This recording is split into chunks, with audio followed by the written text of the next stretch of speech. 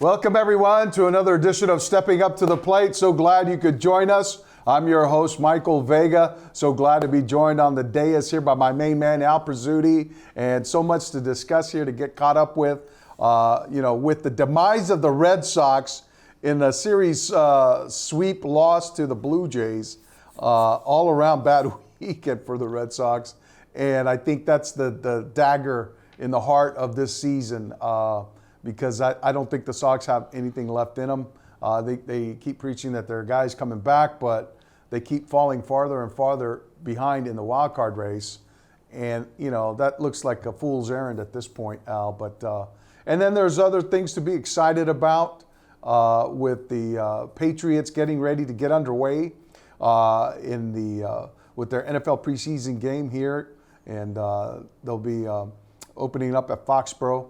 And a lot to be, keenly observant about in that game. And then, of course, the other thing that we're kind of lamenting is the ouster of the U.S. women's national team from the Women's World Cup. And I have some takes on that. And Al and I, we're discussing that before coming on air a little bit. But we can launch into that if you want, Al. That was one of the great hopes for the U.S. Was to see the U.S. women's national team going for its third consecutive win. They had a lot of new components to integrate into a roster of aging stars and up-and-coming ingenues. Sophia Smith, Trinity Rodman were some of these not ready for primetime players that were getting their first chance in the spotlight, lined up alongside people like Alex Morgan, Megan Rapinoe, Rose Lavelle, all of whom really didn't factor much in these games. And I'll tell you, Lindsey Horan was one who won my heart, I think, in the first game it wasn't the knockout stage, it was in the middle of the group stage play against the Netherlands, where, she got viciously tackled, gets up, her knee's banged up, she refuses to come out of the game. And then she winds up almost getting a second card in a confrontation with a player who tackled her, who just so happened to be a teammate of hers in the club play in Europe, and winds up getting the header that equalizes the game and enables the U.S. to kind of salvage some points in that group stage play. But I loved her fire, loved her grit. I love the fire and grit of this U.S. team. It's just a shame that they went out the way they did. And I think, Al, there was an opportunity, in my mind, there was an opportunity lost because of the fact that they were probably poised, to build upon the gains they had made, fighting for equal pay, fighting for, more recognition on the world stage. And I think they were set to really kind of light the powder keg in terms of the women's game domestically, and I just thought that was an opportunity lost, and there was a setback. See, I don't see it really as an opportunity lost because all of that stuff is now foremost. I mean, I think what happened here is like any team that's won 2 in a row. All the other teams now are looking to that team to say, what do we need to do to compete against this team? And it's almost inevitable that somebody's going to rise up and either be equal or better after time. We've seen it before. So, but I think they've set the stage, so to speak, for women's soccer at that level. Yeah. And I don't think this diminishes anything at all because they lost. I mean, you can't win all the time. You just can't. And And this is true, Al. I mean, you raised a very good point, Al. I mean, it's the fact that some of these traditional powers like Italy, Germany, France, Yeah, all got eliminated. You know, England, I think, has had a tough time. Ireland was out, and you had all these other, you know, Jamaica, Morocco, some of these, you know, newbies that came in, and right now you have Japan that's like looking to be the next standard bearer of the women's game. Yeah, I mean, it's like watching, you know, on the men's side, it's like watching a World Cup event or any high level. Without a Brazil or Argentina. You always look Yeah. to see, well, you always look to see France and Italy and Argentina and Brazil and England and whatnot. And what happens is they move, you know, it's who's playing against the team that's either good offensively or good defensively. Yeah.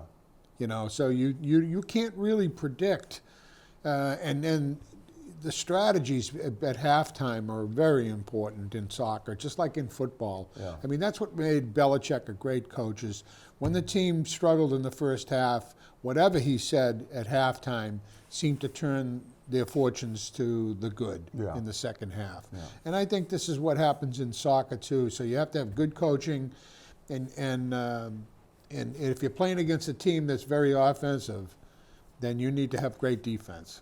Oh yeah, you without know. a doubt. I mean, but some teams that have a good offense against a good offense, and it's a little more wide open. And in soccer, you go down 2-0, it's usually over. Yeah, you know, and like I said, there was last year's men's, you know, tournament. There was no greater final in my mind than Argentina-France, with Messi finally hoisting the World Cup and the Golden Boot. I mean, he was like unbelievable in that tournament. And now he's lighting it up at Inter Miami in Leagues Cup play, and he's got that team into the quarterfinals. It was just some amazing performances that he's had, and you know, he's been the spark now, and you know, he's that guy. He's like when Pele came over for the New York Stars. Remember that? Oh, sure. Yeah. I mean, it's kind of like generated that type of buzz. You know, it's an interesting game, and I watch a lot of soccer, but it's an interesting game, and it reminds me a little of pre-24 second clock in basketball, you know. I mean, where teams could win a game 18-14, you know, because they can delay. And Yeah. in soccer, you get a lot of that, where a team goes up one goal and then They can make it. They can make well, it stand. the other team almost goes into a stall tactic where they pass back and they're not on the offense that as much, and then time goes by really quick. Right. And I think the only criticism that I have of soccer for Americans is, when is it over? After 60 minutes, you think it's over. The thing goes off, and they go, well, now we got another 7 minutes, another 8 minutes, another 9 minutes. And somebody should be explaining to the American crowd or the audience what Stoppage time. entails the overtime. The stoppage time. Yeah. Yeah. But outline it so that people understand, because most people don't understand. Well, you know, I think it would behoove FIFA to mic up the officials so that they can explain to the crowd in the audience and the crowd watching. Something's got to be what done, is going because on. an international game is not an American game yet, No. because most Americans don't understand it. Right. And they don't understand when the person holds up the board with the number at the end. That's the amount of stoppage time. Yeah, well, that's they left don't in the game. understand it, and they don't really understand Yeah. the severity of yellow flags and red flags and whatever. Right. So I think a little of that is people assume that we understand it because it is an international game. Correct. And But they yeah, don't. there's some explanation. And then you've there. got, don't forget, on the international side, they're up against nothing. Right. It's soccer. Yeah. In Canada, it's hockey. Yeah. In America, it's hockey, baseball, football, basketball. It's and now soccer. So it's tennis. Yeah. It's everything. Yeah. And so, you know, I don't want to use the term diluted the population, but you have segmented the population that says, I like baseball, I like football, and some of them span across all sports. And you know but what, though? it's- I think it's that's difficult. that's a sport that's gaining right now in popularity, and it's really taken root here, I think, at the youth level, too. I mean, it's probably more popular youth Well, participation I would sports argue and- that the reason that it's is because we've gotten the demographics of the country have changed. Changed, of So course, people who have come into this country are soccer fans. Yeah. But anyways, But they brought us all along with them, you know, and I think we all appreciate the beauty so of if the you game. want to seg to the Red Sox, let's do it. You know, I don't look at the Toronto series as everybody else did. First of all, the Red Sox as the end of the won- season. The Red Sox have won 7 straight against Toronto. Where did they win those games? They won them up there, a lot of them up there. Why? Because Toronto comes in, Toronto's a hitting team. Oh. And Fenway Park is a hitter's ballpark. Yeah. So if you don't have great pitching up against that Toronto team, first night they hit what, 6 home runs, Yeah. 5 home runs, Yeah. whatever. They're going to hit in that ballpark. So if the Red Sox don't have the guns, the pitching to stop that, I would have thought Toronto would have been at least 2 out of 3. They won all 3, Right. but 2 out of 3. So I wasn't as upset with that as I am as when they lose a game against Oakland, they lose a game against Kansas City, they lose a game against Chicago. All of those teams stink. And they should be making hay against them. Right. But the Blue Jays were wounded. They came in. Yeah, but They were ripe for the picking. And Al, they were right there. They were literally right there ahead of you. And if you're going to leapfrog them, you got to beat them. No, I'm not saying they didn't have to beat them. I would bet, though, I said before, they're not going to beat this team three straight. No. They're not going to win 10 in a row against Toronto. Because of the Toronto's things you a better outlined. hitting team. team. Yes, I agree. Than they are. And they're in a hitting ballpark. Yeah. Fenway Park is a hitter's ballpark. So when these guys come in, and I don't care who's in that lineup, they're going to hit in that ballpark. Yeah. Oh, and they did. And they absolutely just mauled the Red Sox. And for me, they were lucky to win the first game against Kansas City. So think about this. They got a 10-game road homestand, and they lost the first 3 to Toronto. They just barely beat Kansas City. Oh, barely. Because Reyes should have been out. Well, I'm not Oh, sure. no, who was it not that, Reyes. You're right. Urias was a check Urias, swing. Urias, I yeah. watched that. That was a check swing. He went like this. Good? It wasn't even close. I think he. No, he didn't go Went over. through. I know No. he didn't go over. All I right. watched it about 5 times. We'll have to go But to the replay on that one. And that's not something, though, that you can challenge. So It's not. he goes to first base, and then the guy hits a home run. Well, it was a What did grand he slam. do? He hit the pesky pole. He hit the pole. No, not the fist pole. The The fist pole. And then they lose the next game. And who knows what is going to happen tonight. Well, So- you know, you get like a glimmer of hope with the return of Trevor Story, but he goes over. And then there's talk about the return of Chris Sale, possibly this weekend.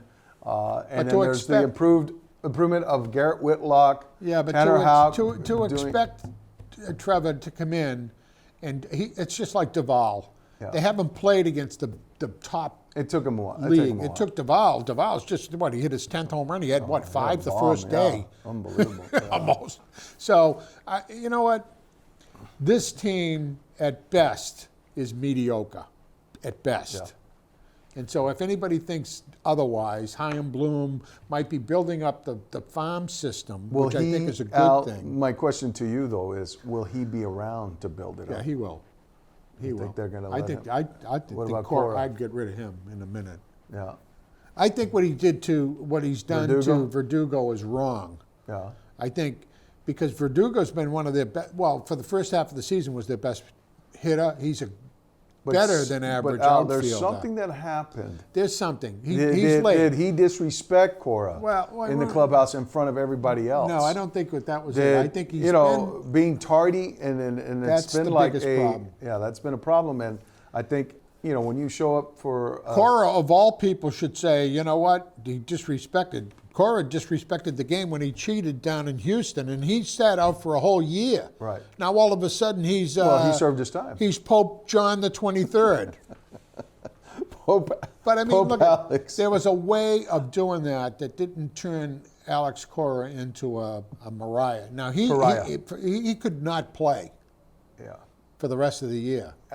He could not, but you know what? They're trotting him out there, getting their money's worth well, out they of had him. Alex- Because you know what? they had Duvall out there. Prediction Al, they were trying to shop him at the trade deadline. There were no takers. I would have shopped There were Duvall no before takers. I shopped.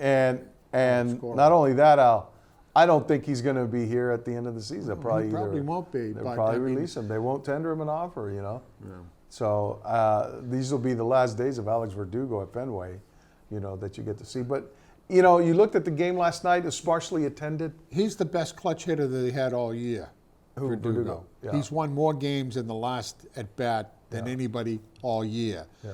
So, and then you got to remember one thing: there is more here than we know. Hey, Because do you think he's been more clutch than Justin Turner? he has been. I mean, Justin Turner all season long has been a great ball player, Yeah. but for the start of the season, in the big at times, it was Alex Verdugo.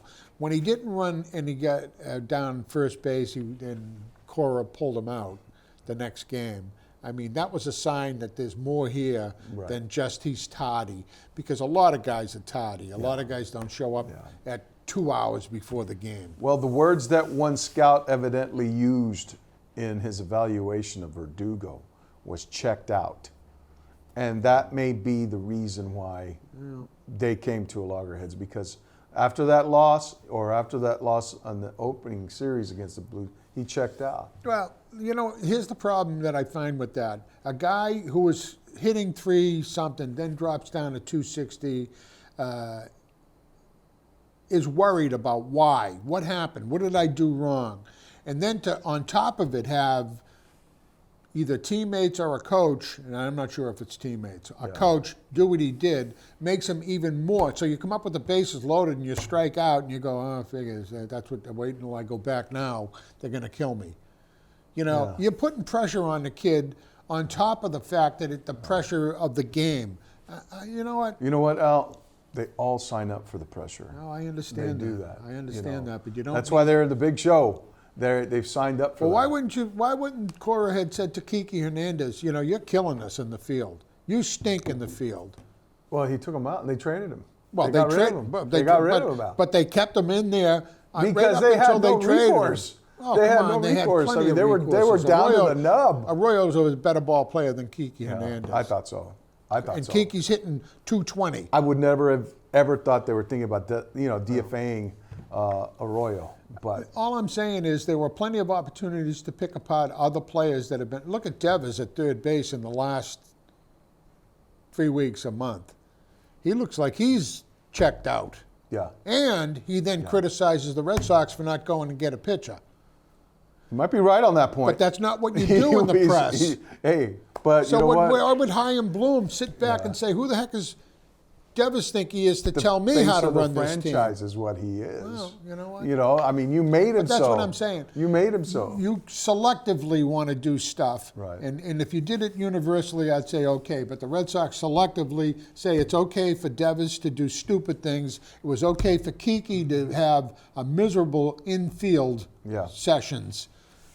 You know. Well, no, it wasn't okay because they moved Hernandez. He's not there I anymore. mean, they moved him. You know, they didn't tolerate. They move a lot of guys, but they haven't. They tolerated to a point because there was no recourse, I think, Al, at that position. But at any rate, another troubling turn of events that occurred over the weekend was the demise of the Pac-12 conference.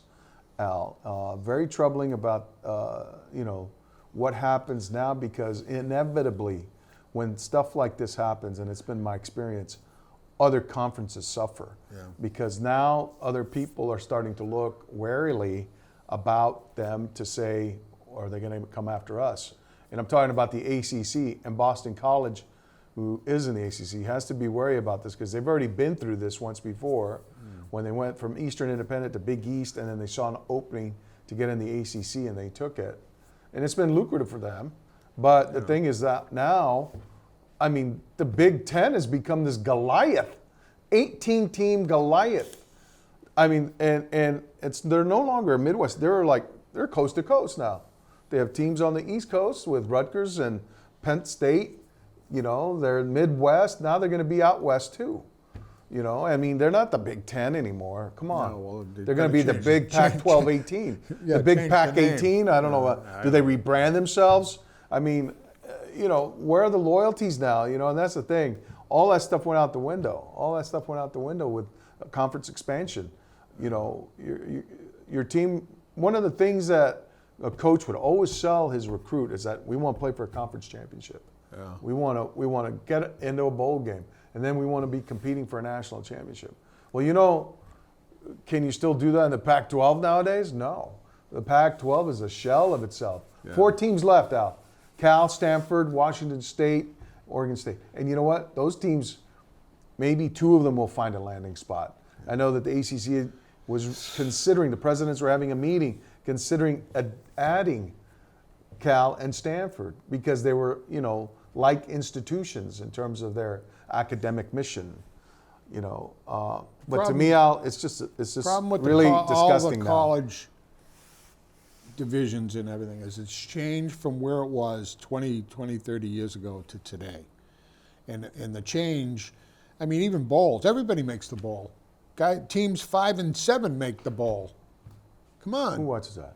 I mean, it's crazy. Who watches that? So when they go, well, gee, they're trying. Remember, years ago, it was the Orange Bowl, the Sugar Bowl, the Rose Bowl. Yeah, there were 4 of them, That was it. and they were the ones that everybody went, wow, they made the Rose Bowl. You know, Well, now the college football playoff system is looking at expanding Yeah. as well.